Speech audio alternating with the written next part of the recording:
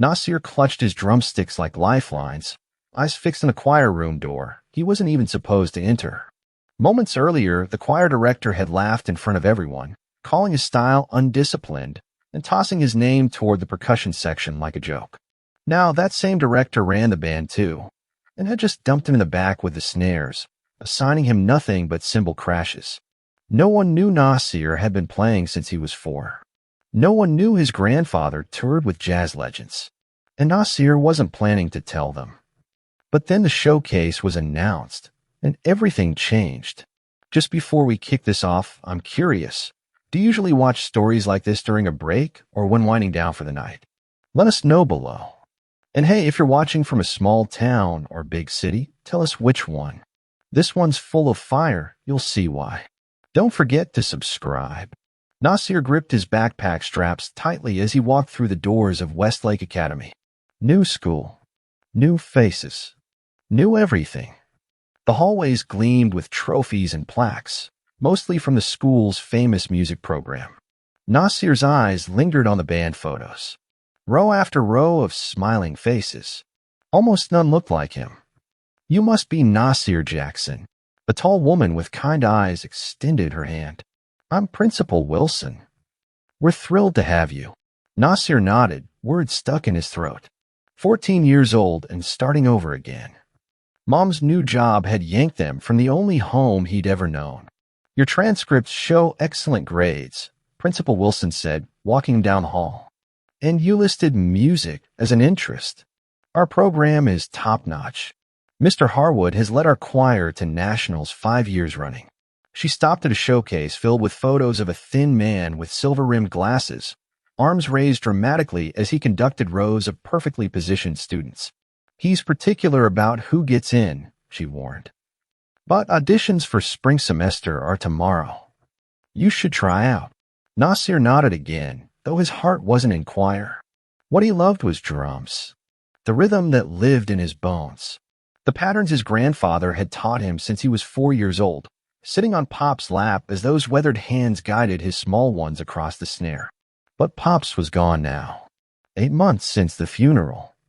The drum kit gathering dust in Nasir's bedroom was the last piece of him left. That night, Nasir's fingers tapped restlessly against his desk as he tried to focus on homework. Baby, what's wrong? Mom stood in his doorway, still in her hospital scrubs. Nothing, Nasir mumbled. She sat on his bed. I know this move was hard, but your grandfather would want you to keep playing. She nodded toward the drum case in the corner. Nasir shook his head. Nobody here knows I play, and I want to keep it that way. Since Pops died, drumming hurt too much. Every beat reminded Nasir of what he'd lost, the man who filled their small apartment with rhythm and laughter and stories about playing with jazz legends. Pops always said music wasn't just notes, Mom reminded him. It was truth-telling. Yeah, well, maybe I don't have any truth worth telling. The next day, Nasir stood outside the choir room, listening to a clear soprano voice soaring through scales. His stomach clenched. The voice was flawless. How could he compete with that? Auditioners wait on those chairs. A girl with dark braids pointed to a row of seats where nervous students clutched sheet music. Nasir sat, regretting his decision. He could sing, Pops had made sure of that. A true musician understands every instrument, including the voice, he'd always said. But Nasir had never performed solo before. The choir room door swung open, and a rail-thin student hurried out, eyes red. Next, called a crisp voice. Nasir entered a bright room with risers and a gleaming grand piano. Behind it sat Mr. Harwood, exactly as he appeared in the photos, but with a coldness in his eyes the camera hadn't captured. Name, he asked without looking up from his clipboard. Nasir Jackson. I just transferred. What will you be singing? Mr. Harwood cut him off. Amazing Grace, Nasir replied. Simple, but he knew it well. Mr. Harwood sighed as if already disappointed. He played the opening chord. Begin. Nasir took a deep breath and sang. The notes came out clear but soft. With each measure, he gained confidence, adding the subtle runs and embellishments Pops had taught him. Mr. Harwood's fingers stopped abruptly on the keys. That's quite enough. Nasir froze mid-phrase. Your pitch is acceptable, Mr. Harwood said, making a note. But your style is undisciplined. This isn't a gospel choir, Mr. Jackson. Heat rushed to Nasir's face. The dismissal in Harwood's tone was unmistakable. We have very high standards here, Harwood continued. Perhaps the band needs percussion. They're less selective. The message was clear. Nasir wasn't Westlake material. Walking home, anger bubbled inside him. What did Harwood know about real music? About the legacy in Nasir's blood? About the rhythms of his grandfather, who'd played with Ellington and Basie? That night, Nasir found himself opening the drum case for the first time in months. His fingers traced the snare's edge. He picked up the sticks, feeling their familiar weight. In the silence of his bedroom, he tapped out a quiet rhythm on his practice pad. Heartbeat pattern Pops taught him first. Simple. Steady. True. Something broke loose in his chest.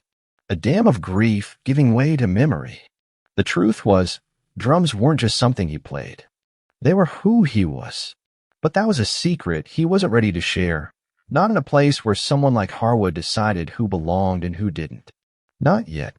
All freshmen must participate in either choir, band, or orchestra, Counselor Ms. Bennett explained, peering at Nasir over her glasses. It's Westlake tradition. 3 days had passed since the choir rejection. Nasir shifted uncomfortably in the hard plastic chair. I'll take band, he said quietly. Perfect timing, Ms. Bennett typed rapidly. They're desperate for percussion. Report to room 156 tomorrow during third period. Nasir's stomach nodded. He'd chosen band assuming he could play triangle or cymbals, something simple that wouldn't reveal his real abilities. Percussion meant drums. It meant exposure. The band room was chaos when Nasir arrived the next day.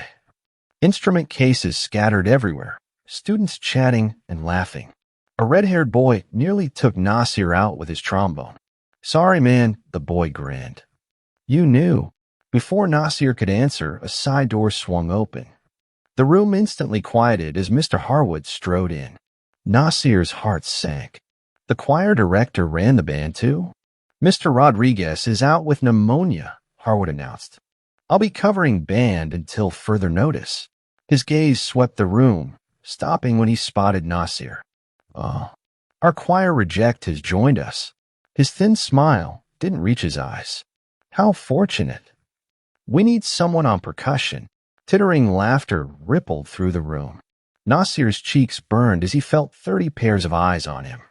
Back row, Harwood pointed. Miss Chen will show you the basics. A petite girl with a serious expression waved from behind a snare drum. Nasir made his way to her, ignoring the whispers. I'm Ellie, she said. You ever played before? A little, Nasir lied, taking the stick she offered. Just follow my lead on the quarter notes. Nothing fancy. She demonstrated a simple beat, elementary to Nasir's trained ear. For the next hour, Nasir fought every instinct. When his hands wanted to add ghost notes or flams, he forced them to stay rigid, mechanical. When rhythms flowed through his mind, complex patterns that could lift the pedestrian arrangement they were playing, he tamped them down. No. Harwood stopped the band mid-phrase. He strode to the percussion section, pointing at Nasir. You're dragging the tempo. It's not complicated. Just keep time.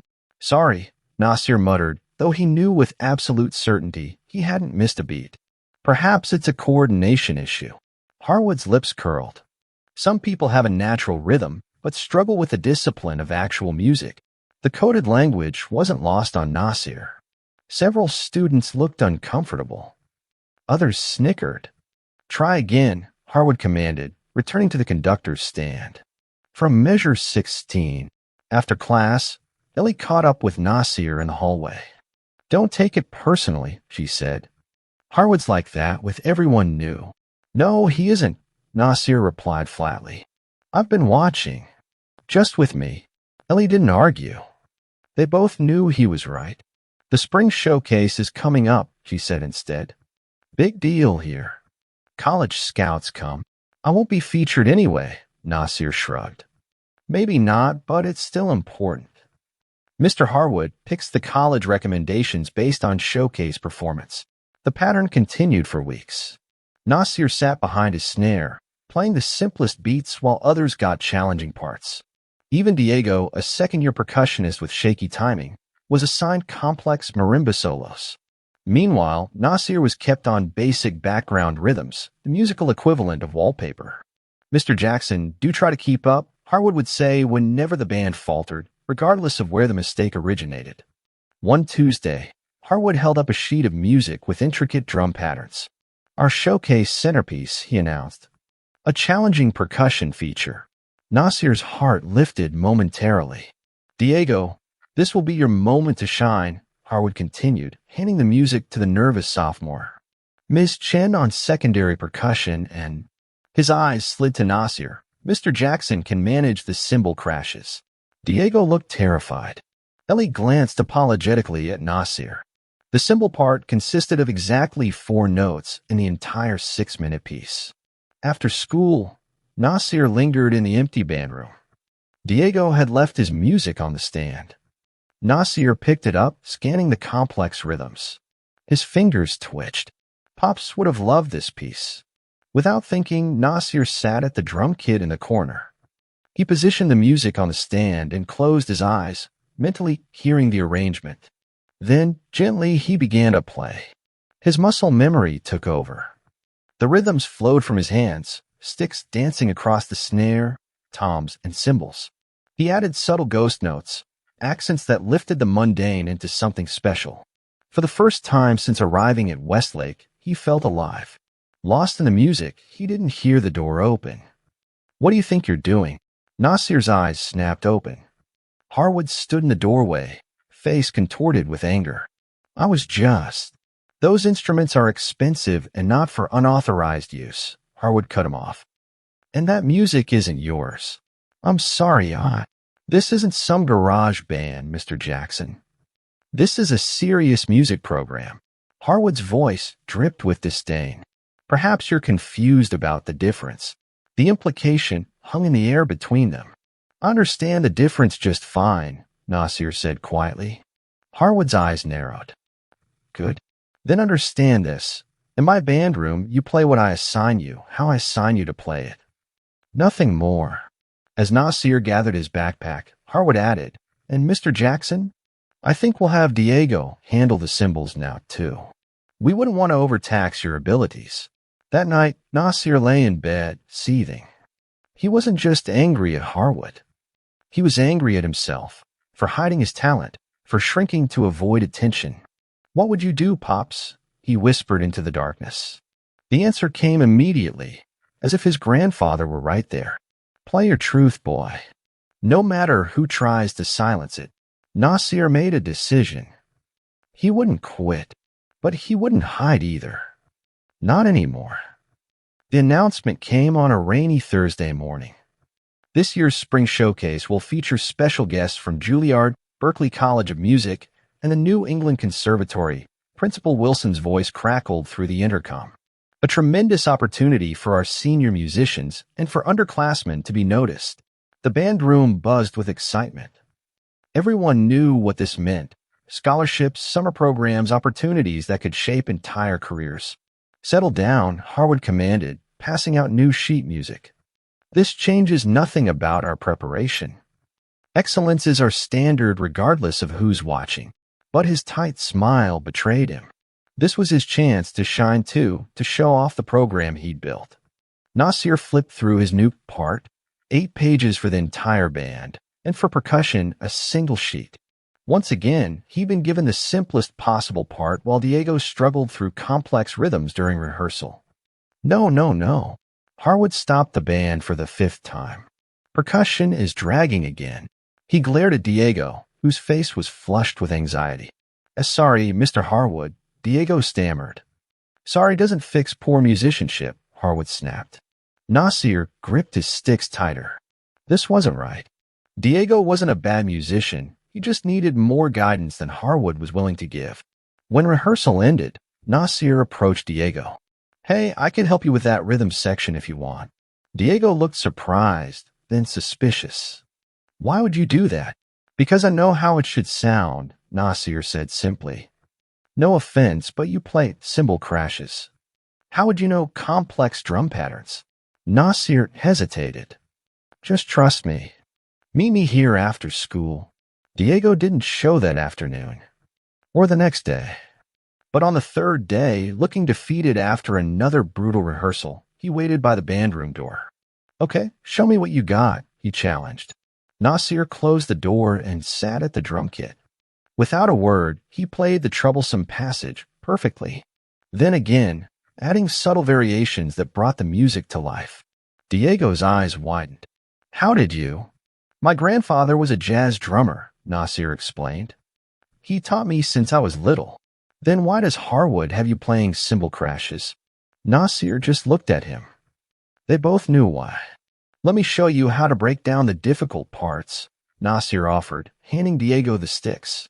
For the next hour, Nasir patiently guided Diego through the rhythms, teaching him the same techniques Pops had used. Little by little, Diego improved. Why don't you tell Harwood you can really play? Diego asked as they packed up. Nasir considered the question. Would it change anything? Diego had no answer. Their after-school sessions continued. Sometimes Ellie joined them, adding piano to their practice. Occasionally, other band members drifted in, curious about the music coming from the supposedly empty bandroom. Nasir was careful to leave before the janitors arrived at 5:30. But one evening, deep in concentration as he demonstrated a particularly tricky passage to Diego, he lost track of time. That's not how the music is written, a voice said from the doorway. Nasir's head snapped up. But it wasn't Harwood standing there. It was a black woman in her 40s, dressed in a tailored blazer. Sorry, we were just practicing, Nasir said quickly, standing up. No, don't stop on my account. She stepped into the room. I'm Ms. Jacobs. I teach African American history upstairs. Diego gathered his things. I should go. Thanks, Nasir. He hurried out, leaving Nasir alone with the teacher. What you were playing, Ms. Jacobs said, those were ghost notes. Classic jazz technique. Nasir blinked in surprise. You know drumming? My father played. Not professionally, but he loved jazz. She tilted her head. What I don't understand is why someone with your skills is staying after hours to teach others instead of leading the section. Something in her tone made Nasir trust her. Mr. Harwood doesn't know I can really play. Or maybe he does, but he doesn't care. I see. Ms. Jacobs' expression darkened. And why haven't you told him? Would it matter? He decided what I was the moment he saw me. Ms. Jacobs was quiet for a long moment. Play something else for me, she finally said. Something that shows what you can really do. Nasir hesitated, then sat back at the kit. He closed his eyes and let his hands tell the story his words couldn't. About Pops, about loss, about being silenced. The rhythms flowed from memory, complex patterns that spoke of heritage and history. When he finished, Ms. Jacobs was watching him with an intensity that made him nervous. Who taught you to play like that? She asked. My grandfather. William Jackson. Her eyes widened. Wait, Will Thunder Jackson was your grandfather? Nasir nodded, surprised. Not many people recognized his grandfather's stage name. He was legendary in jazz circles, she said. I have his records. He played with Ellington. You know his music? For the first time since arriving at Westlake, Nasir felt a surge of pride. Of course I do. And now Harwood has his grandson playing cymbal crashes. Ms. Jacobs shook her head in disgust. That ends now. What do you mean? I mean, I'm on the school board, Nasir. And I've been tracking a pattern in this music program for years, how certain students get overlooked while others get pushed ahead. She sat beside him. Your grandfather's music told truths about our experience. Are you willing to do the same? Nasir thought about the showcase, about the scouts who would be there, about Pops and all he'd taught him, about Harwood and his thinly veiled contempt. What do I need to do? He asked. Keep playing. Keep teaching Diego and anyone else who wants to learn. Build your case note by note. Ms. Jacobs smiled. And I'll make sure the right people hear you when the time comes. As Nasir walked home that evening, his step was lighter than it had been in months. He pulled out his phone and called his mom. "Hey, can we set up my drum kit in the spare room tonight?" "Really?" His mother's voice lifted with surprise and hope. "Yeah," Nasir said. "I think Pops would want me to practice. I've got some truth-telling to do." The next few weeks transformed Nasir. During band rehearsals, he continued playing his assigned parts perfectly, never giving Harwood reason to criticize him directly. But after hours, he became a different musician altogether. Word spread quietly among the band students. First a trickle, then a steady stream of them began showing up to the unofficial practice sessions. Ellie brought her keyboard. A saxophonist named Marcus joined in. Even some choir kids started attending, drawn by rumors of what was happening in the band room after Harwood left. "Try it with more space between the notes," Nasir suggested to Diego, who was still struggling with the showcase solo. "Let it breathe like you're telling a story." "That's not how Harwood wants it," Diego said nervously. "Play it both ways," Nasir shrugged. "Show him the version he wants in rehearsal. But know in your heart how it should really sound." Ms. Jacobs often slipped in to listen, sometimes bringing coffee and snacks. She never interfered, just observed from the back of the room with a small smile. One afternoon, she pulled Nasir aside. "There's something you should know about Mr. Harwood," she said quietly. "You're not the first talented black musician," he sidelined. She showed him a yearbook from 15 years earlier. "James Thompson, brilliant trumpet player." Harwood kept him in the back row, playing simple parts while promoting less talented students. James got so discouraged he quit music entirely. She flipped to another year. Keisha Williams, incredible vocalist. Harwood refused to give her solos, claiming her style was too ethnic for classical pieces. She transferred schools. Nasir studied the photos, feeling a cold anger build inside him. "How many?" "At least 11 that I've documented. All black or Latino students with exceptional talent. All mysteriously overlooked or pushed out. Why does the school let him get away with it? Awards, trophies, prestige," Ms. Jacobs sighed. "Harwood knows how to produce winning ensembles with the right students. And he has connections at every major conservatory. So even if I exposed him, it would be your word against his," she nodded. "That's why we need irrefutable evidence." And the right moment. As the showcase approached, tensions in the band room escalated. Diego was improving, but not fast enough to master the difficult solo Harwood had assigned him.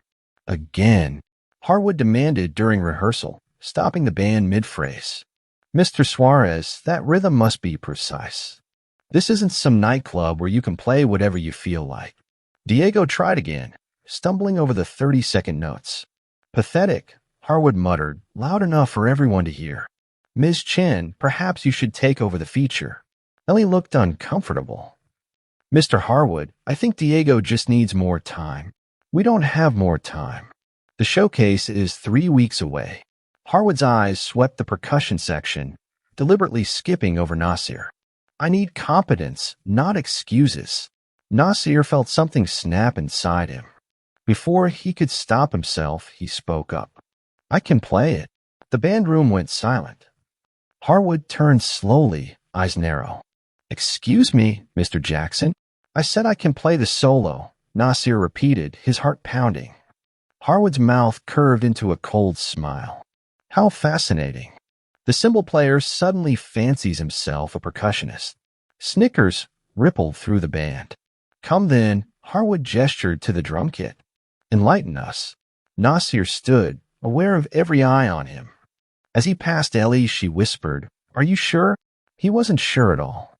But he was tired of hiding. Nasir sat at the kit, adjusting the snare and checking the pedals. The familiar motions calmed him. He positioned the music, though he'd long since memorized it. "Whenever you're ready," Harwood said, voice dripping with sarcasm. "Show us what street drumming looks like." The racial coding wasn't subtle. Several students shifted uncomfortably. Nasir took a deep breath and began to play. The complex rhythms flowed from his hands naturally, effortlessly. He hit every accent, every dynamic marking. But he also added something more, the soul that Harwood's clinical approach lacked. the ghost notes and subtle textures that made the difference between playing notes and making music. The band room was utterly silent when he finished. Some students looked shocked, others impressed. Diego's mouth hung open. Harwood's face had turned a mottled red. "That's not what's written," he said coldly. "I played every note on the page," Nasir responded, his voice steady, "with unnecessary embellishments. This is classical repertoire, not a jazz improvisation. The embellishments serve the music. That's not for you to decide." Harwood snapped, his composure cracking. "In this program, we play what's written, exactly as written. Your grandfather's basement jam sessions may have tolerated such liberties, but don't talk about my grandfather." Nasir cut him off, dangerous edge in his voice. The room went even more silent, if possible. No one interrupted Harwood. Ever. For a moment, Harwood seemed at a loss. Then he straightened his jacket. "Diego will continue working on the solo," he said icily. "Mr. Jackson, you may return to your cymbal crashes. And I'll see you after class." The punishment was swift. Detention for insubordination, a note to Nasir's mother about his disruptive behavior, and worst of all, banishment from the percussion section entirely. "You'll play triangle for the remainder of the term," Harwood informed him after rehearsal. "One note per measure. Even you should be able to manage that without imposing your creativity." That evening, a defeated Nasir told Ms. Jacobs what had happened. "He's feeling threatened," she said. "That's good. It means he recognizes your talent as a challenge to his authority. But now I'm playing triangle." "Triangle?" Nasir groaned. "How does that help anyone? Sometimes you have to take a step back to move forward," Ms. Jacobs replied cryptically. "Trust me. And keep those after-hours sessions going." Later that night, Nasir's phone buzzed with a text from an unknown number. "Hey, it's Ellie. That was amazing today. Harwood is scared of you. Don't give up." Then another message arrived. "By the way, guess who's coming to judge the showcase? My dad. He's a professor at Berkeley. And he knew your grandfather." Nasir stared at his phone, a new plan forming in his mind. Maybe there was a way to be heard after all, even from behind a triangle. 2 weeks before the showcase, rumors spread through Westlake like wildfire. Ellie's father, Dr. William Chin, the renowned percussion professor from Berklee College of Music, would be one of the judges. And not only that, he'd specifically requested to hear the percussion feature. "He never comes to high school events," Ellie explained during one of the after-hours sessions. "But when I told him about you," "About me?" Nasir looked up from where he was helping a freshman with her rhythms. "I might have sent him a video," she admitted, pulling out her phone. "From last week." She pressed play. There was Nasir at the drum kit, eyes closed in concentration as he demonstrated a complex pattern. The sound quality wasn't great, but his skill was unmistakable. "Ellie, you can't just." "He recognized your grandfather's techniques immediately," she continued, ignoring his protest. "Said there's no mistaking that style. He called it thunder rolls or something." Nasir's breath caught. Rolling thunder. "It was my grandfather's signature pattern." "Yeah, that's it." Dad was blown away. He said it was like hearing Thunder Jackson reborn. For the first time, Nasir saw real excitement on Ellie's face. The usually serious girl was practically bouncing. "My dad studied your grandfather's recordings in college," she added. "He's kind of a jazz percussion nerd." The next day, Harwood was especially agitated during rehearsal. He paced, snapped at students for minor mistakes, and repeatedly stopped the band mid-phrase. "The showcase must be perfect," he insisted. "Especially the percussion feature." "Diego, let's hear it again." Diego had improved dramatically thanks to Nasir's coaching, but he still struggled with the most difficult passages. His performance was technically correct but mechanical. "Better," Harwood said without conviction. "But it lacks something." His eyes drifted to Nasir, standing in the back with his triangle. Something unreadable flashed across his face. After rehearsal, Harwood made an unexpected announcement. "Dr. Chen from Berkeley will be judging our showcase," he said, as if this were news to him. "He has expressed particular interest in our percussion section. Murmurs spread through the band. Ellie carefully avoided looking at Nasir. Therefore, Harwood continued, "We will hold special auditions tomorrow for the percussion feature. All percussionists interested in the solo should prepare the piece." Hope flared in Nasir's chest. This was his chance to officially claim the solo, to perform for Ellie's father, someone who would recognize and value his skills. That night, he practiced for hours, perfecting every nuance of the piece. By morning, his fingers were sore, but his confidence was high. The percussion section gathered in the band room after school. 5 students, including Nasir, Diego, and Ellie. Harwood sat at his desk with a clipboard, face impassive. "We'll proceed in alphabetical order," he announced. "Miss Chen, you're first." One by one, they performed. Ellie played competently, but without flair. The 2 freshmen were nervous and made several mistakes. Diego performed his best version yet, musical, if not perfect. Finally, it was Nasir's turn. "Mr. Jackson," Harwood said, checking his clipboard. "It says here you play triangle."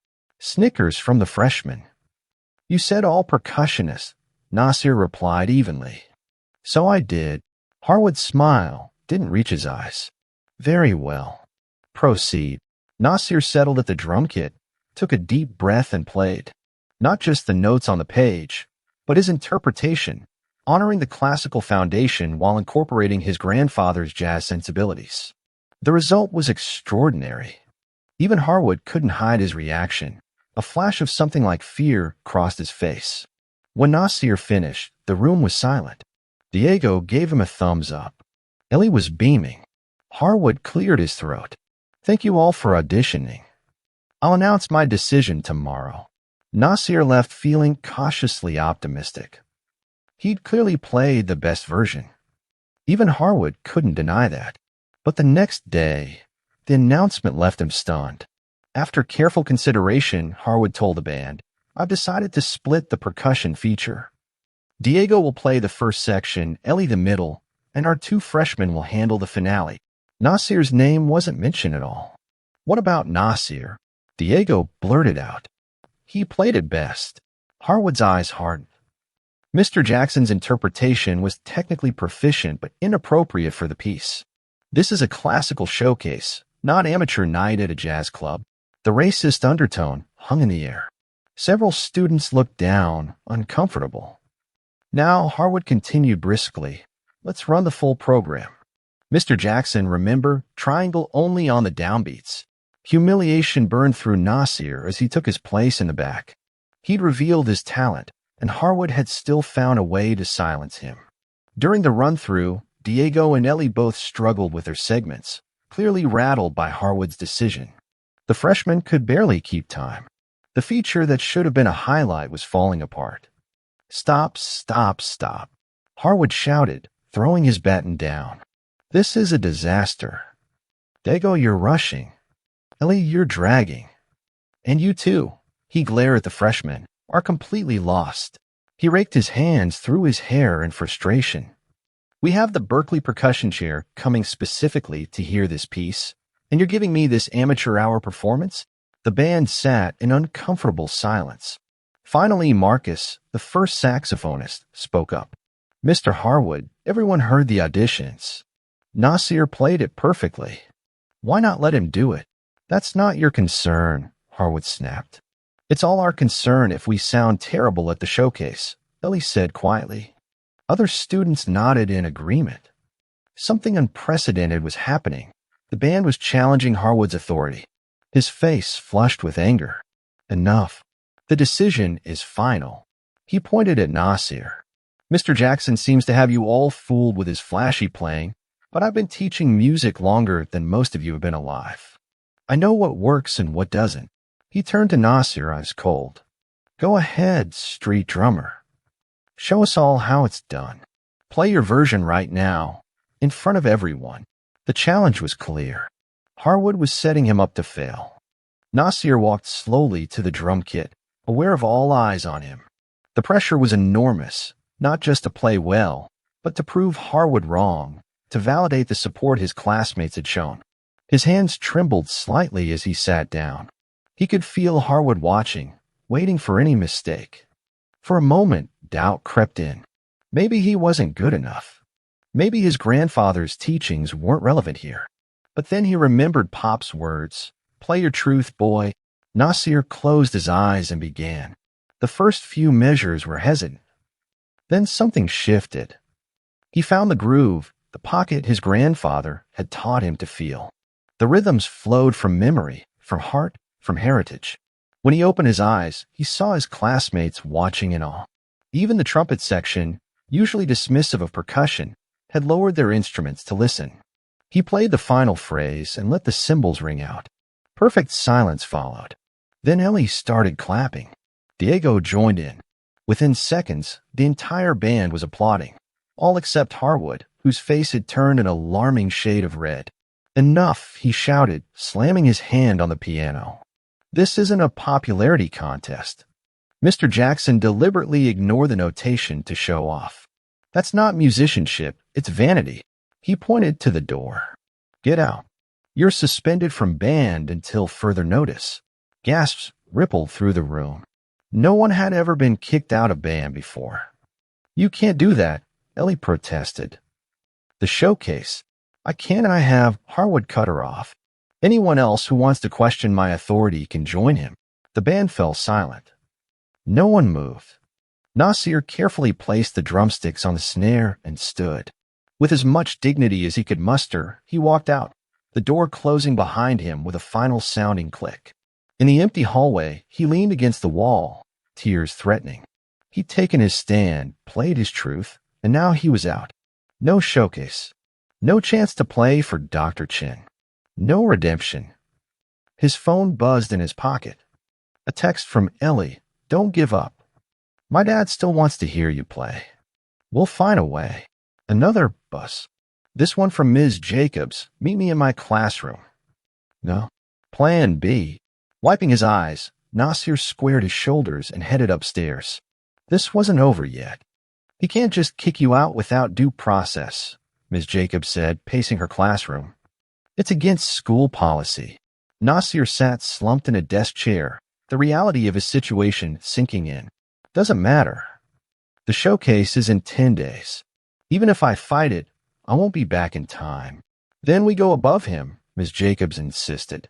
"I'll speak to Principal Wilson right now." "And say what? That Harwood's racist?" "He'll deny it. Say I was disruptive, uncooperative."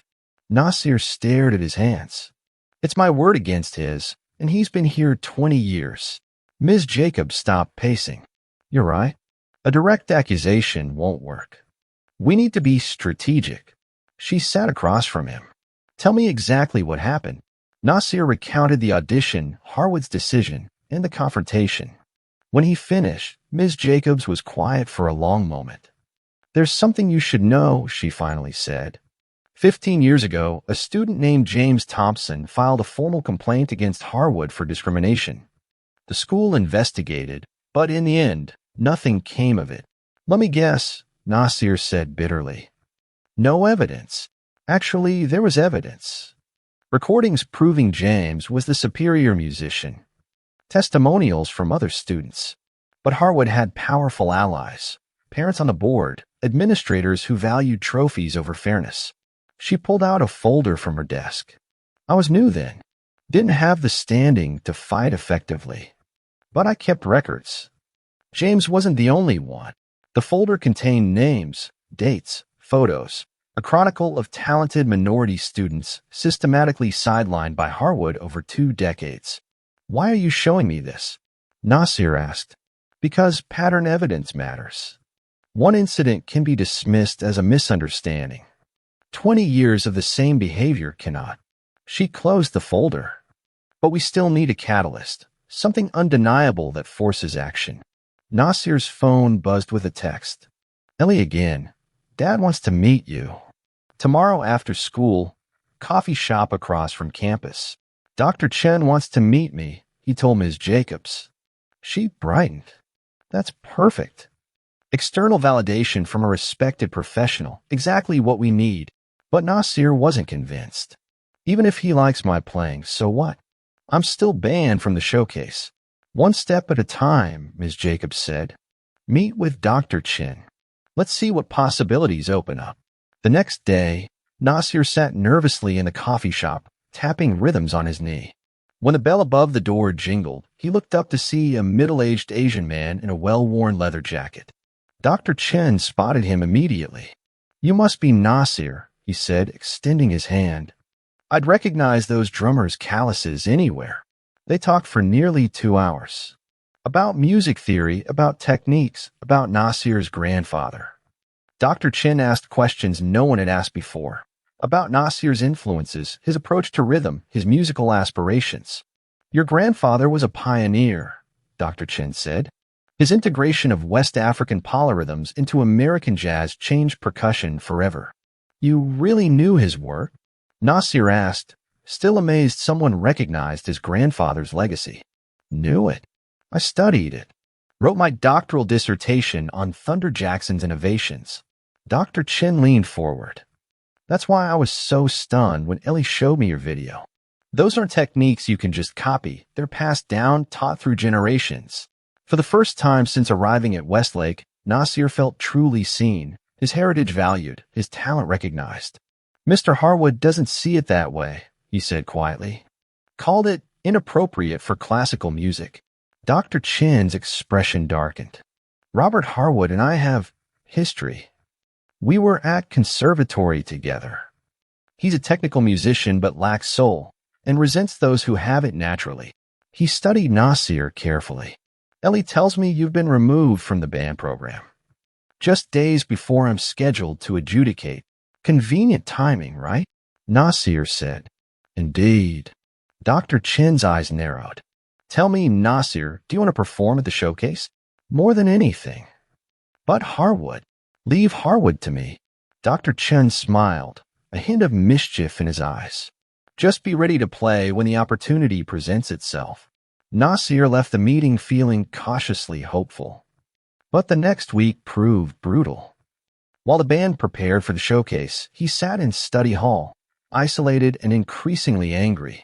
The after-hours practice sessions had ended. No one wanted to risk Harwood's wrath. Ellie and Diego still texted updates. The percussion feature was a mess. The freshmen were falling apart under pressure. Harwood was increasingly volatile, snapping at everyone. "He knows Dad's coming specifically to hear percussion," Ellie texted. "He's freaking out." 3 days before the showcase, Ms. Jacobs called Nasir to her classroom. "I've been speaking with administration," she said. "They won't overturn Harwood's decision before the showcase. Too disruptive to the program, they claim." Nasir's last hope deflated. "So that's it. Harwood wins." "For now," she nodded. "But this fight isn't over." Dr. Chen has requested a meeting with Principal Wilson after the showcase. He's prepared to raise concerns about the band program selection practices. It was some consolation, but not enough. Nasir had lost his chance to perform, to honor his grandfather's legacy in front of someone who would appreciate it. The night before the showcase, Nasir couldn't sleep. He sat at his drum kit in the spare room, playing quietly with brushes to avoid waking his mother. The familiar rhythms brought some peace, but the ache of injustice remained. His phone lit up with a text. "Unknown number." "Nasir, it's Dr. Chen. Harwood doesn't know it yet, but I've convinced the other judges to listen to all the percussion students tomorrow, even those not performing. Be there. Bring your sticks." Hope surged through him, then immediately faded. "I'm banned from band. Security won't even let me in the building." The response came quickly, side entrance by the art rooms. 6:45 p.m. "Ellie will meet you. Trust me." Could it really be that simple? Nasir wasn't sure, but what did he have to lose? The next day crawled by. At 6:30, he told his mom he was going for a walk to clear his head. Instead, he headed for Westlake, his drumsticks tucked in his jacket pocket. The school looked different in the evening light, imposing, unwelcoming. From a distance, he could see people in formal attire entering the main doors where a banner proclaimed Spring Showcase, celebrating musical excellence. He circled around to the art wing. Sure enough, Ellie was waiting by a propped open door, looking nervous in her band uniform. "I can't believe we're doing this," she whispered, ushering him in. If Harwood catches you. No, Nasir nodded. I'll be expelled for real. Dad has a plan, she assured him, leading him through dark hallways. Just stay out of sight until it's time. They reached the backstage area of the auditorium. Through a crack in the curtain, Nasir could see the band setting up. Harwood moved among them, adjusting music stands, giving last-minute instructions. Hide here. Ellie pointed to a storage closet. I'll come get you when it's time. When what's time? What exactly is the plan? Nasir asked. But Ellie was already hurrying to join the band, leaving Nasir alone with his questions and mounting anxiety. From his hiding place, he heard the auditorium fill with people. Principal Wilson's welcome speech. The polite applause as Harwood took the podium. The concert began. Through the door, the music sounded muffled but impressive. Nasir closed his eyes, imagining himself on stage instead of hidden away like an intruder. Then came a commotion. Raised voices.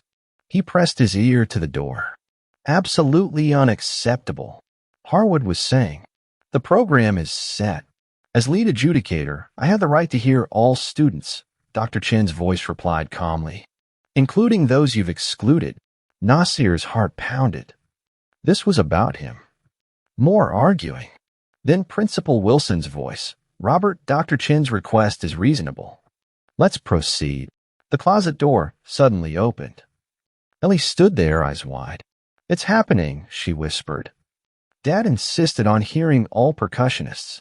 Harwood's livid, but he can't refuse with all the parents and judges watching. She pulled Nasir toward the stage.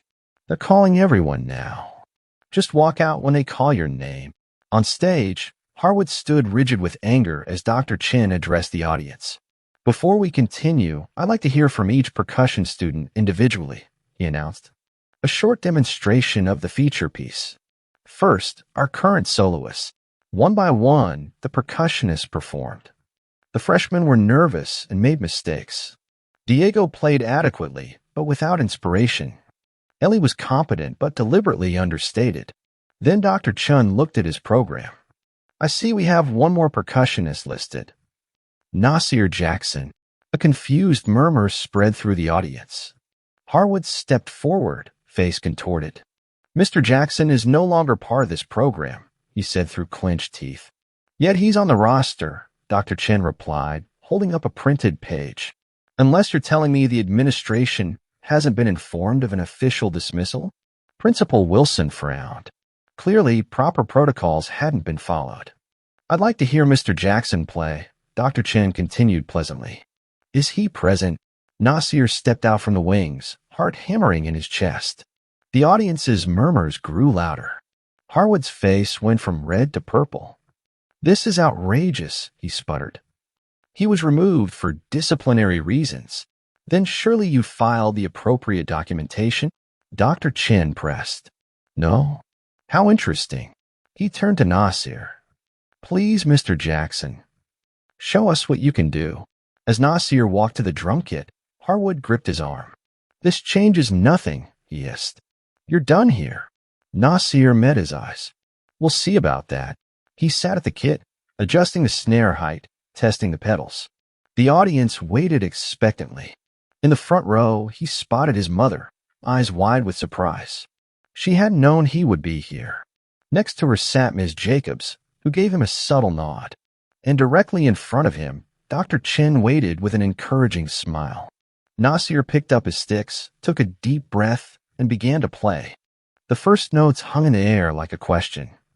Nasir began simply, exactly as written in the score. The audience settled in, expecting a standard performance. Then something shifted. Nasir allowed his hands to remember, not just the notes on the page, but the lessons in his blood. The subtle ghost notes. The precise accents. The way his grandfather could make a drum kit speak, tell stories, share emotions too complex for words. The change was gradual at first. A flourish here. An embellishment there. Building. Growing. Transforming the staid classical piece into something living and vibrant, respecting its structure while revealing its hidden soul. From the corner of his eye, Nasir saw Harwood's face contort with rage. But he also saw Dr. Chen leaning forward, completely absorbed. Other judges were nodding in appreciation. Students watched wide-eyed. Parents whispered to each other. The final section arrived, the most challenging part that had given Diego so much trouble. Nasir closed his eyes, letting the rhythms flow through him. His hands moved in patterns his grandfather had taught him years ago, breathtaking combinations that honored both classical precision and jazz spontaneity. When the last notes faded, the auditorium was utterly silent. Then Dr. Chen stood, applauding. Others joined, hesitantly at first, then with growing enthusiasm. Soon the entire audience was on their feet, all except Harwood, who remained seated, rigid with fury. Extraordinary, Dr. Chen declared into the microphone. That, ladies and gentlemen, is musicianship of the highest order. He turned to the other judges. I believe we've heard enough to make our recommendation for the percussion feature. Yes? They nodded in agreement. Harwood finally rose, face ashen. This is highly irregular, he protested. Mr. Jackson is not part of this program. He cannot be selected. Principal Wilson stepped forward. Actually, Robert, I see no official dismissal paperwork in our system. As far as administration is concerned, Mr. Jackson remains a student in good standing. She turned to the judges.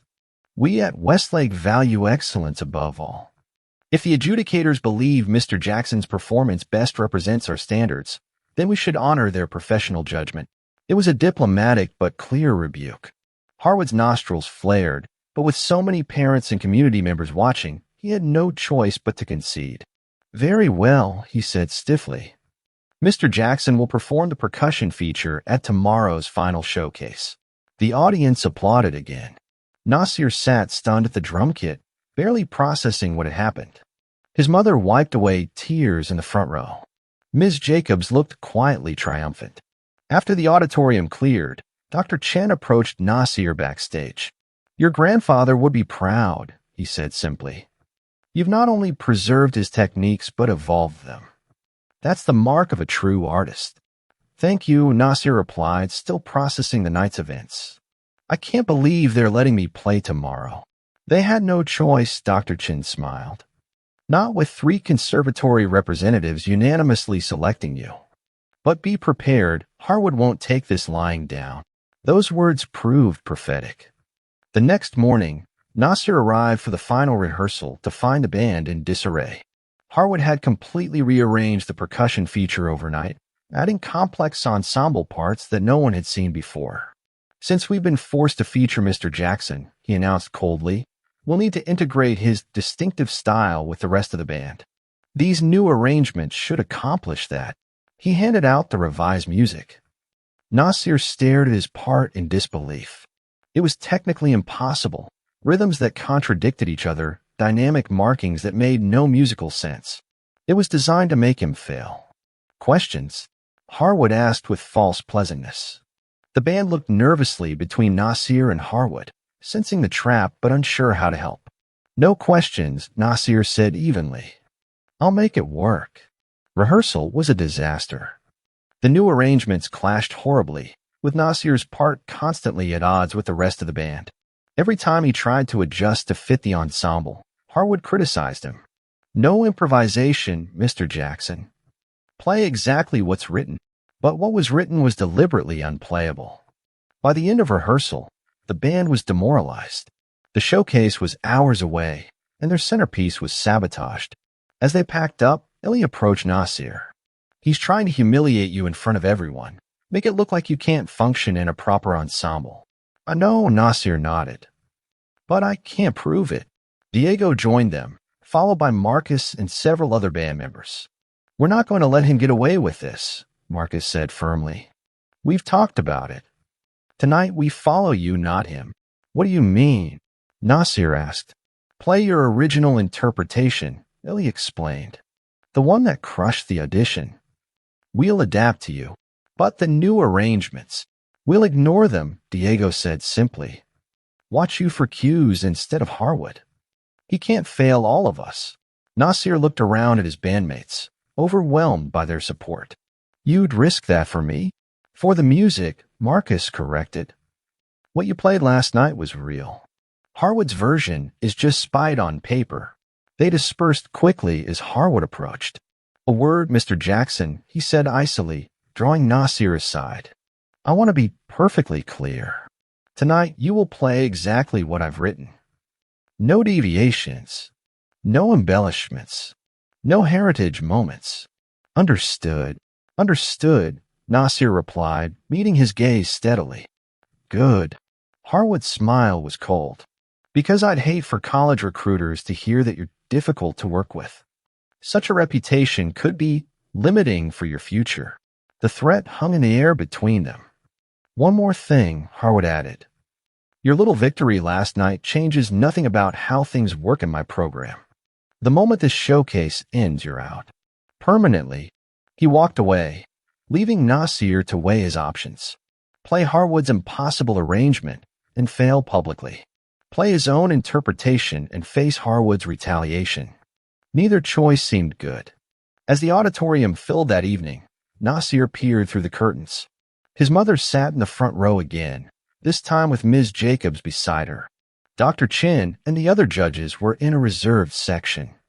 Representatives from Juilliard, Berkeley, and other prestigious institutions filled a row near the front. Backstage, the band warmed up nervously. Everyone knew the percussion feature was heading for disaster, but no one knew what to do about it.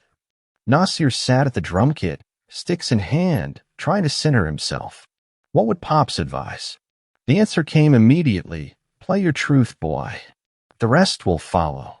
But which truth? The technical perfection that might appease Harwood? Or the soulful interpretation that honored his grandfather's legacy but risked his future? Ellie approached, breaking his thoughts. "Whatever you decide to play, we're with you." The house lights dimmed. Principal Wilson made her introduction. Harwood took the podium to polite applause. The first half of the concert went smoothly. The band performed well, though Nasir noticed Harwood barely looked in his direction during the pieces where he played background percussion. Then came the moment for the feature. Harwood announced it with a tight smile that didn't reach his eyes. "Our percussion showcase, featuring Nasir Jackson." The spotlight found Nasir at the drum kit. The band waited, instruments ready. Harwood raised his baton, eyes boring into Nasir with a clear message: "Follow the new arrangement or else." Time seemed to slow. Nasir looked out at the audience, at his mother's hopeful face, at Ms. Jacobs' encouraging nod, at Dr. Chen watching intently. Then he looked at his bandmates. Ellie mouthed, "We're with you." Diego gave a subtle thumbs up. Marcus nodded slightly. In that moment, Nasir made his choice. As Harwood's baton came down, Nasir began to play, not the impossible arrangement, but his original interpretation, the one that spoke his truth. Confusion flashed across Harwood's face, quickly replaced by anger. He gestured sharply, trying to force Nasir back to the written music. But the band had already committed to their plan. Instead of following Harwood, they followed Nasir, adjusting their parts to complement his rhythm. Harwood's baton movements became increasingly frantic as he lost control of his ensemble. The more agitated he became, the more the band unified around Nasir's steady, confident rhythm. What could have been a disaster transformed into something magical. The piece flowed naturally, with Nasir's percussion leading the way.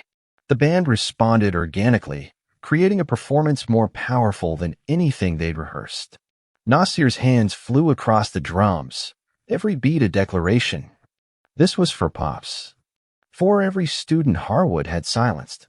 For the music that lived in him, too powerful to be contained by narrow definitions of what belonged and what didn't. As the piece built to its climax, Nasir locked eyes with Harwood. The message was clear: "You can't silence me anymore." The final crescendo filled the auditorium. The last note rang out perfect and clear. What followed was unlike anything Westlake had ever witnessed. The audience erupted in thunderous applause. People rose to their feet, cheering. Dr. Chin and the other judges were the first to stand, followed by the college representatives. On stage, the band members exchanged triumphant glances. They had pulled it off, created something extraordinary despite Harwood's sabotage. Only Harwood remained unmoved, his face a mask of cold fury. As the applause continued, he turned and walked off stage without acknowledging Nasir or the band. But no one noticed his exit. All eyes were on Nasir, the quiet boy who had just delivered the performance of a lifetime. In that moment, standing to acknowledge the applause, Nasir felt something shift within him. The grief that had kept him silent for so long transformed into something new. Pride in his heritage, confidence in his voice, certainty in his path forward.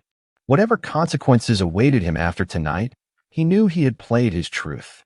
And for the first time since losing his grandfather, that felt like enough. The backstage area buzzed with energy after the concert. Band members congratulated each other, still riding the high of their rebellious triumph. Parents and audience members crowded around, offering praise. College representatives circulated, business cards in hand. Nasir found himself surrounded by people wanting to talk, to congratulate, to ask questions about his technique. It was overwhelming for someone who'd spent months trying to be invisible. His mother pushed through the crowd and threw her arms around him. "Baby, that was incredible," she whispered, voice thick with emotion. "Pops would have been so proud. I just play the way he taught me," Nasir said, fighting back tears. "No," she shook her head. "You played your own way. That's what would make him proudest." Dr. Chen approached next, hand extended. "Phenomenal performance, Nasir. I'd like to speak with you about summer programs at Berkeley, if you're interested." Before Nasir could respond, Principal Wilson appeared, her expression a mix of admiration and concern. "Nasir, that was exceptional," she said. "But I need to see you in my office." Now, the celebration around him dimmed, reality crashing back. "What's happening?" his mother asked, instantly protective. "Mr. Harwood has filed a formal complaint," Principal Wilson explained quietly. "He's claiming insubordination and deliberate sabotage of the program." Dr. Chen stepped forward. "That's absurd. What we witnessed was musicianship of the highest caliber." Nevertheless, Principal Wilson sighed, "As an administrator, I must follow protocol." "Nasir, please come with me." As they walked through the emptying hallways, Nasir prepared himself for the worst. Expulsion from the music program. Perhaps from Westlake entirely. After the high of performance, the fall seemed even more crushing. In the principal's office, Harwood waited, rigid with barely contained rage. Ms. Jacobs was there too, her presence unexpected but reassuring. "Let's get straight to the point," Principal Wilson began, taking her seat. "Mr. Harwood has accused Nasir of deliberately undermining tonight's concert by deviating from the provided music. He completely ignored my arrangement," Harwood stated coldly, "after being explicitly instructed to play exactly as written." "Is this true, Nasir?" Principal Wilson asked. Nasir nodded. "No point denying it." "Yes. I played my original interpretation instead. An interpretation that had not been rehearsed with the band," Harwood added. "He could have derailed the entire performance. But he didn't," Ms. Jacobs interjected. "In fact, he elevated it. Everyone in that auditorium could see that. Musical quality isn't the issue," Harwood snapped. "Discipline is. Structure. Respect for authority." Principal Wilson held up her hand. "Robert, please." "Nasir, why did you choose to deviate from Mr. Harwood's arrangement?" Nasir took a deep breath. This was his moment to speak his truth. "The new arrangement Mr. Harwood gave me this morning was impossible to play," he said calmly. "The rhythms contradicted each other. The dynamics made no musical sense. It was designed to make me fail." Harwood scoffed. "Ridiculous. Just because you found it challenging." "It wasn't challenging," Nasir cut in. "It was deliberately unplayable. Anyone with percussion training would recognize that." "I'd like to see this arrangement," Dr. Chen said from the doorway. No one had noticed him enter. "This is a private disciplinary matter," Harwood objected. "As lead adjudicator for tonight's showcase, I believe I have relevant professional insight," Dr. Chen replied smoothly. "Especially since the alleged infraction occurred during my evaluation." Principal Wilson nodded. "I think that's reasonable." Reluctantly, Harwood produced the score. Dr. Chen examined it carefully, his expression growing increasingly troubled. "This is not a legitimate arrangement," he finally declared. "These rhythmic patterns actively work against each other. The dynamic markings contradict basic musical principles. This appears deliberately designed to cause performance failure. That's absurd, Harwood sputtered. I've been teaching music for 30 years. Which makes this all the more concerning, Dr. Chen replied. Because this isn't a mistake. It's sabotage of your own student. The room fell silent. Principal Wilson studied the arrangement with new eyes. Is this true, Robert? She asked quietly. Did you deliberately set Nasir up to fail? Of course not, Harwood insisted. The boy simply isn't capable of handling complex percussion parts. The evidence suggests otherwise, Ms. Jacobs said. Tonight's performance demonstrated exceptional capability. She placed a folder on Principal Wilson's desk, the same one she'd shown Nasir, documenting Harwood's pattern of discrimination. What's this? Principal Wilson asked. A history, Ms. Jacobs replied, of talented minority students systematically excluded from featured roles in Mr. Harwood's programs. 20 years worth. Harwood's face paled. This is a witch hunt. You can't possibly. We have testimonials, Ms. Jacobs continued steadily. Assessment records. Competition results showing these students outperforming their peers in blind auditions outside Westlake, yet somehow always placed in background roles here. Principal Wilson opened the folder, expression grave as she scanned its contents. And now we have this, Dr. Chen added, holding up the sabotage arrangement. Concrete evidence of active undermining, not just passive exclusion. Harwood's composure finally broke. You don't understand the pressures of maintaining a nationally recognized program, he burst out. Excellence requires conformity, discipline. These students with their untrained styles, their cultural expressions, they don't fit the classical tradition. The naked prejudice hung in the air. No one spoke for a long moment. I see, Principal Wilson finally said, her voice ice cold. Robert, I think you should go home now. We'll continue this discussion tomorrow morning in my office. 8 a.m. sharp. You're taking the word of a freshman over mine, Harwood demanded. After everything I've built for this school, I'm evaluating all the evidence before me, she replied evenly, including what I heard tonight, both musically and just now from your own mouth. Harwood stormed out, slamming the door behind him. Principal Wilson turned to Nasir. I owe you an apology, Nasir. It appears there have been serious issues in our music program that we failed to address. What happens now?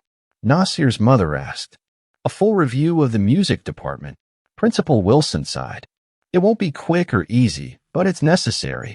And my son, will there be consequences for him for demonstrating exceptional musicianship under extraordinary pressure? Principal Wilson smiled slightly. I think the only appropriate consequence is recognition. Dr. Chen stepped forward. Speaking of recognition, I came to deliver some news. The judges panel has unanimously awarded Nasir a summer fellowship at Berkeley's Jazz Intensive program. Full scholarship. Nasir stared in disbelief. Seriously? Your grandfather had a saying, Dr. Chen smiled. Real music always finds a way to be heard. Tonight proved him right.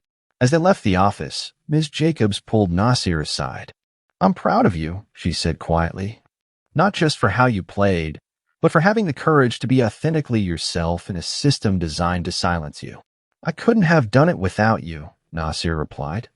Or the band. They risked everything to support me. That's how change happens, she nodded.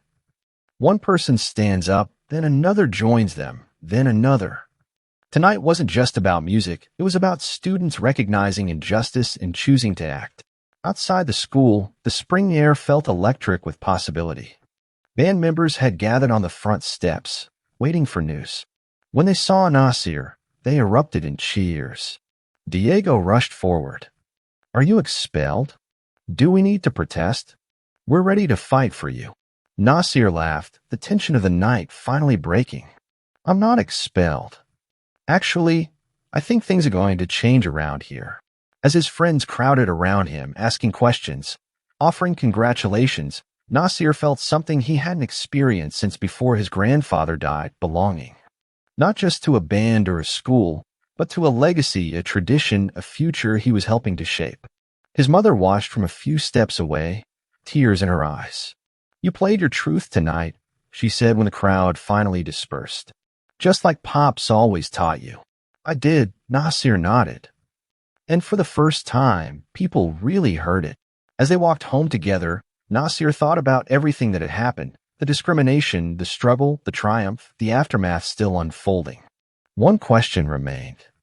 "Mom, what happens tomorrow?" he asked. "Harwood's still the director. He still has power." She squeezed his shoulder. "Tomorrow we keep playing our truth, baby." Louder than ever. That night, Nasir dreamed of his grandfather, not as he was in his final days, frail and silent, but in his prime, hands flying across the drums, face alight with the joy of creation. In the dream, Pops nodded to an empty seat beside him. "Your turn now, boy," he said. "Your rhythm to share."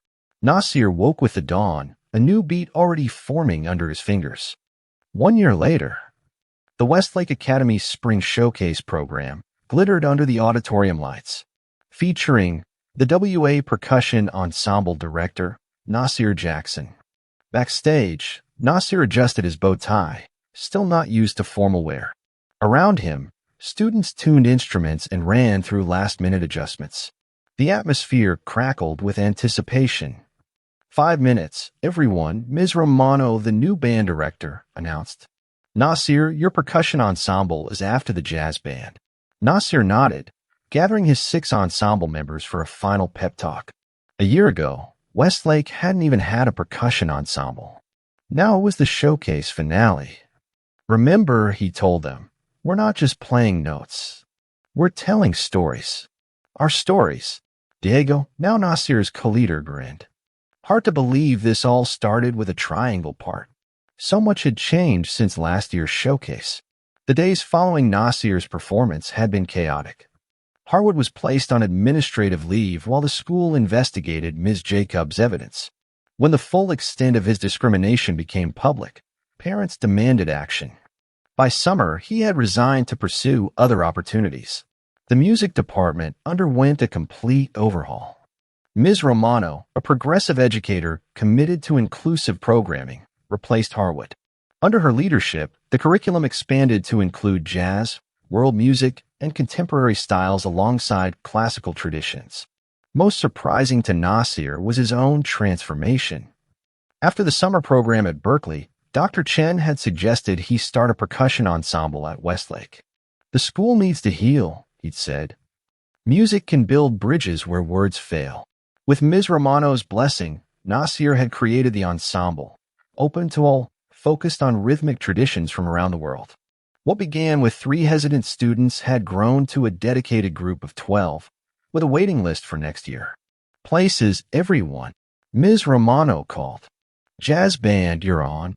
As they filed out, Ellie, now first chair in jazz band, caught Nasir's eye. "Nervous?" she asked. "A little," he admitted. "It's different being in charge." "You've got this," she assured him. "Oh, and someone special is here to see you." "Third row, send her." Before Nasir could ask who, she was gone, hurrying to the stage with her saxophone.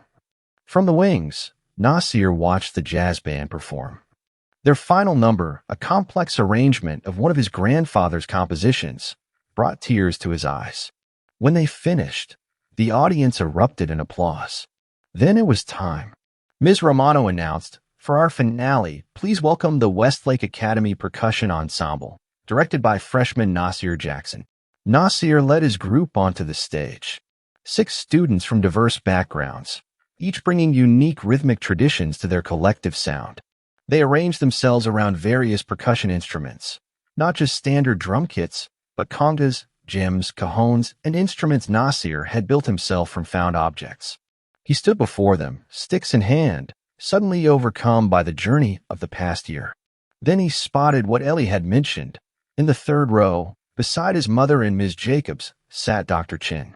And next to him, an elderly man Nasir had never expected to see. Mr. Washington, his grandfather's oldest friend and bandmate. The jazz legend who had played with Pops for over 40 years before retiring to Florida. Nasir nearly dropped his sticks. Mr. Washington nodded slightly, a silent message passing between them. "Play your truth, boy." Taking a deep breath, Nasir turned to his ensemble. With a subtle count-off, they began. The piece opened with a heartbeat rhythm, the first pattern Pops had taught him. Simple, steady, true.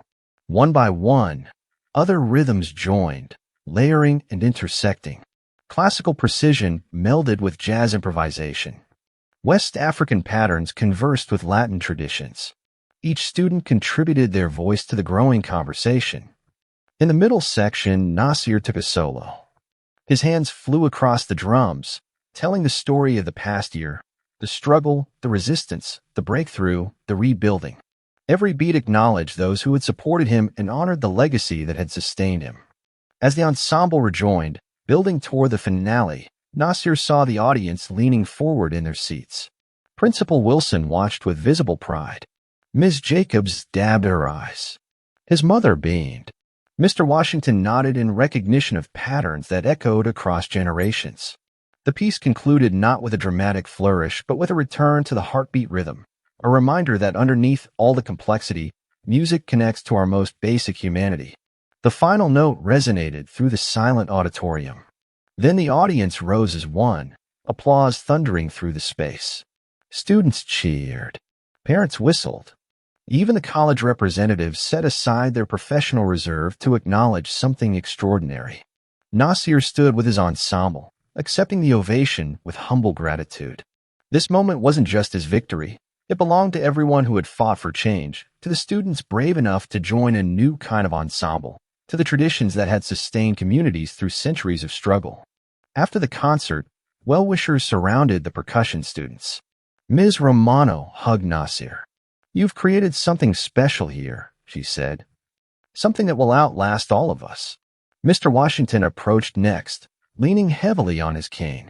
"Your grandfather sent me recordings," he said without preamble. "Before he passed, said I needed to hear what was coming next in our tradition." The old musician's eyes were bright with emotion. "Now I understand why." He pressed something into Nasir's hand, a pair of drumsticks worn smooth with decades of use. "Pop's favorite pair. He wanted you to have these," Mr. Washington said. "I've been holding them until the right moment." Nasir's fingers closed around the sticks, feeling the grooves where his grandfather's hands had gripped them thousands of times. "Thank you," he whispered, words inadequate for the gift's significance. As the crowd thinned, Nasir noticed a figure lingering near the back of the auditorium. With a shock, he recognized Robert Harwood. Their eyes met across the space. The former director looked diminished somehow, stripped of the authority that had once made him seem imposing. For a moment, Nasir thought he might approach. Instead, Harwood gave a slight nod acknowledgement, if not quite respect, before turning to leave. Nasir watched him go, surprised to find no anger remaining. The music had already said everything that needed saying. Ms. Jacobs appeared at his side. "You know what the most powerful part tonight was?" she asked. "What?" "That second-year student. The one who could barely keep time last year. Diego." She nodded. "Watching him play with confidence, with joy, that's the real victory. You didn't just claim your own space. You created space for others." Later that night, Nasir sat in his room, his grandfather's sticks on the desk before him.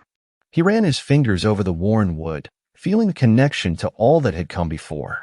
His phone buzzed with a text from Diego. "Planning meeting tomorrow? I have ideas for fall semester." Then another from Ellie. "Dad says Berkeley wants you back this summer." As a teaching assistant this time. And finally from Ms. Romano, "Principal approved our proposal. Full percussion section next year, plus International Rhythm Workshop Series. You'll co-teach." Nasir smiled, typing quick responses. Then he picked up his grandfather's sticks, feeling their perfect balance.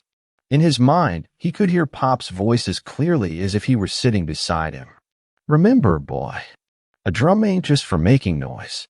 It's for carrying messages, telling stories that need telling." "I hear you, Pops," Nasir whispered to the empty room. Loud and clear. He tapped out a quiet rhythm on his practice pad, a heartbeat pattern that had started everything. Simple, steady, true. The foundation on which all other rhythms could build. 1 year ago, he'd been the boy with a triangle, hiding his talent, shrinking to avoid attention. Now he stood tall, his rhythm strong and confident, creating spaces where others could find their voice. The pattern continued under his hands, no longer just a memory or an echo, but a living, evolving tradition. His heritage, his present, his future, his truth. That brings us to the close of Nasir's journey tonight. What lives inside us can't be silenced forever. Even when the world tries to shrink you, like Harwood did to Nasir, truth has a rhythm of its own. It's the quiet practice after hours, the hands that keep moving when no one claps, the choice to play anyway. What Nasir found wasn't just his voice, it was his power. And that changes everything. Was Harwood's punishment enough, or should it have gone further? Drop your take below. Since you're still watching, I know you're hooked on these powerful stories. Hit subscribe, you won't want to miss the next one. And hey, there's another story waiting that's just as bold. Go check it out now.